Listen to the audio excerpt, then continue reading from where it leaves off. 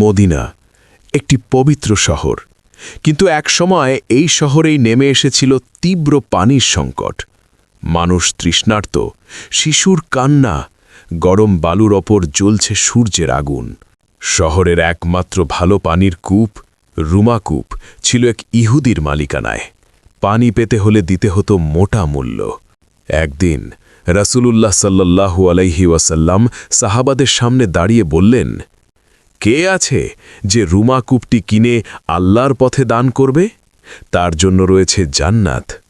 সবাই নীরব, কিন্তু একজন উঠে দাঁড়ালেন। তিনি ছিলেন লজ্জাশীল, নম্র, কিন্তু অদম্য ঈমানের অধিকারী। তিনি হলেন উসমান ইবনে আফফান রাদিয়াল্লাহু আনহু। তিনি কূপের মালিকের কাছে গেলেন, পুরো কূপ কিনতে চাইলেন, কিন্তু মালিক রাজি হল না।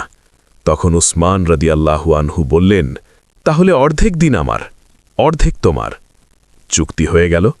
পরদিন ঘোষণা এলো, আজ উসমানের দিন, সবাই বিনা মূল্যে পানি নিন। মানুষ ভিড় করল, পানি নিল 2 দিনের জন্য। পরদিন মালিকের দিনে কেউ এলো না। ক্ষতিগ্রস্ত হয়ে অবশেষে মালিক পুরো কূপই বিক্রি করে দিল। উসমান রাদিয়াল্লাহু আনহু পুরো কূপ কিনে চিরদিনের জন্য মুসলমানদের জন্য ওয়াকফ করে দিলেন। না কোনো প্রচার, না কোনো অহংকার, শুধু আল্লাহর সন্তুষ্টি। আজও সেই কূপের কথা ইতিহাসে জল করছে। দান এমন হওয়া উচিত যা পৃথিবী ছাড়িয়ে আখিরাত পর্যন্ত পৌঁছে যায়। এই ছিলেন উসমান ইবনে আফফান রাদিয়াল্লাহু আনহু, দানশীলতার জীবন্ত উদাহরণ।